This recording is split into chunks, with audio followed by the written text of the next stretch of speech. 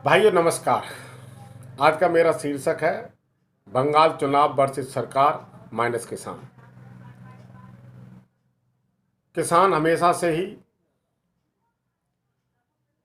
हनुमान के वंशज बनते आए हैं और हम भी मानते हैं कि वो हनुमान के वंशज हैं। वो ही नहीं मानते, हनुमान को तो हम भी मानते हैं। यदि आज भी हम पे कोई जोर पड़ता है, कोई दुख आता है, कोई दर्द आता है, तो भागकर मेहंदीपुर बालाजी जाते हैं और वहाँ हाथ जोड़ते हैं और कामना करते हैं। और हमने ये देखा है कि 100% वो कामना हमारी पूरी भी होती है और ऐसा लगता है कि हम उनकी दी ही रोटी इस दुनिया में खा रहे हैं। उनका आशीर्वाद हमारे पास, हमारे ऊपर बना रहता है और बना रहेगा। परंतु आपने, सरकार ने, जो हनुमान के वंशज हैं वो तो दिल्ली के चारों तरफ बॉर्डर पे बैठा दिए। अब श्री राम को पकड़ा, बंगाल के चुनाव में ले गए। वहाँ श्री राम से कोई सभा रैली शुरू होती है और श्री राम पे ख़त्म होती है। अब साथियों, हनुमान के बिना, हनुमान के वंशजों के बिना आज के युग में कोई जंग जीती जा सकती है क्या? भगवान श्री राम, जिसने पूरे युद्ध में किसी भी नारी पे कोई अत्याचार नहीं किया, किसी नारी का वध नहीं किया, वहां योद्धा मारे गए,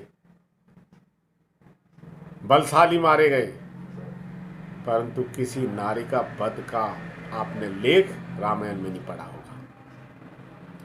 और ये श्री राम को ममता को हराने के लिए लेके गए। है अजीब अजीब कहानी है। क्या श्री राम भगवान एक ममता, एक लेडीज के हराने के लिए वहां जाएंगे क्या? इसलिए जय श्री राम हो रही है। और साथियों, ये तो हमारे लिए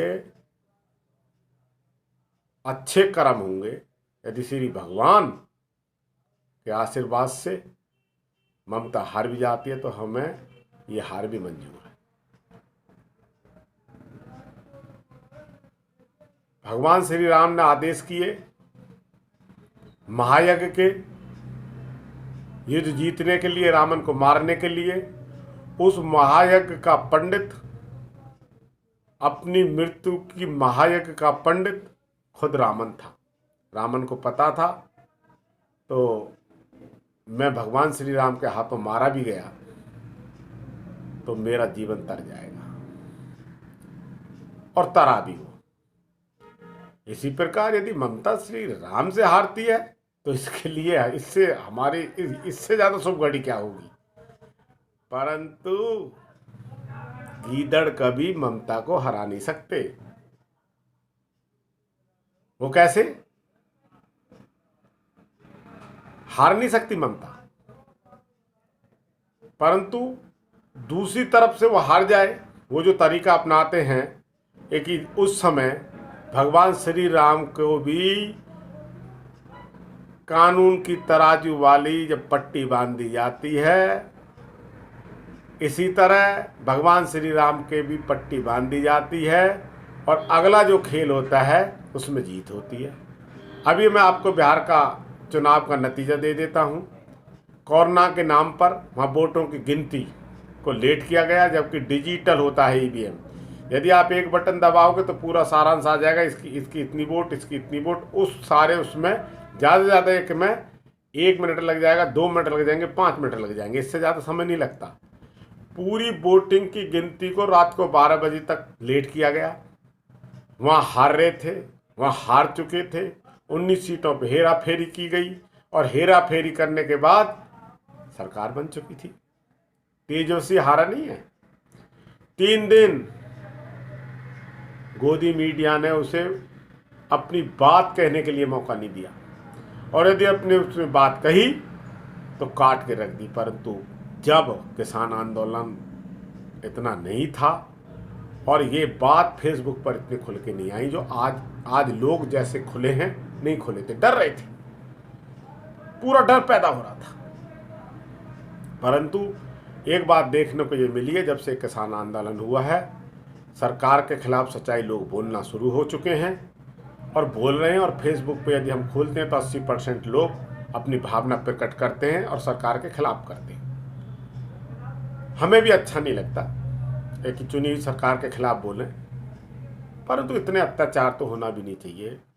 कहीं सरकार ज़बरदस्ती गिरा देना, कहीं ज़बरदस्ती बना देना, तो आप में और कांग्रेस में क्या अंतर रह गया है? पहले कांग्रेस भी यही काम करती थी, आप भी वही काम कर रहे हैं। याद करो, अटल बिहारी वाजपेयी ने एक भाषण दिया था, खरीदने के लिए माल बहुत था, हम खरीद भी सकते थे, परंतु एक वोट से सरकार गिर गई। परंतु उन्होंने अपना राजनीति धर्म को मरने नहीं दिया। आज राजनीति धर्म को जिंदा नहीं रहने दिया जा रहा। आप एक लेडीज को चुनाव एक अभिमन्यु की तरह चक्रव्यूह में घेर रहे हो, और हमारे जो मालिक हैं, जो बड़े बड़े अक्षरों में लिखते हैं एनसीआर, विश्व ब्राह्मण सभा, फलानी सभा, उनको इस सरकार से दो शब्द ये नहीं कही जा रहे कि अपने औकात में रहो, न्याय करो। हार जीत की तरह होनी चाहिए। हार है तो हार होनी चाहिए, जीत है जीत होनी चाहिए। किसी तरह की चाल और किसी तरह की रौंट, किसी तरह की चालाकी नहीं होनी चाहिए।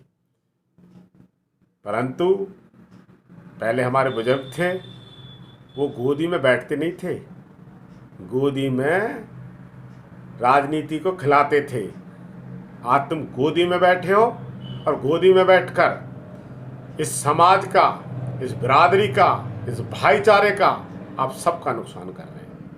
ये मेरा वादा है कि आपको ये नुकसान आने वाली पीढ़ियां याद दिलाएंगी और आपके इस राजनीतिक धब्बे को कोई मिटा नहीं पाएगा। किसके लिए बैठे हो आप? किसके लिए बड़े बड़े संगठन बना के बैठे हैं? सरकारों के लिए? अरे अपने पे भीड़ आई है, अपने पे कोई बात गलत होती है तो आप बोलो, क्यों हो रहा है? अकेली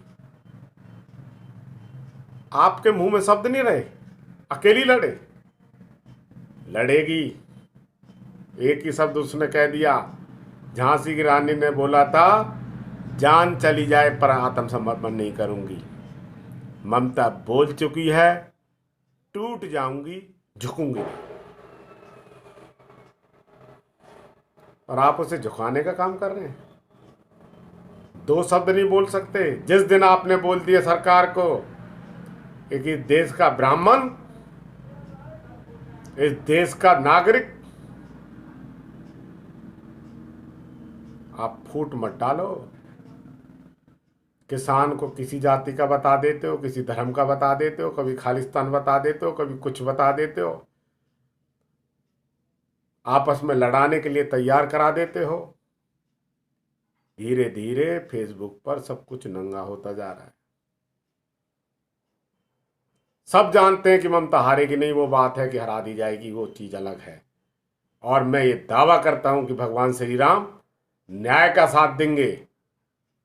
जनता सोचेगी, और जिस तरह श्री भगवान ने रावण के घमंड को खत्म कर दिया, इसी तरह इस सरकार के घमंड को भगवान श्री राम जरूर खत्म करेंगे।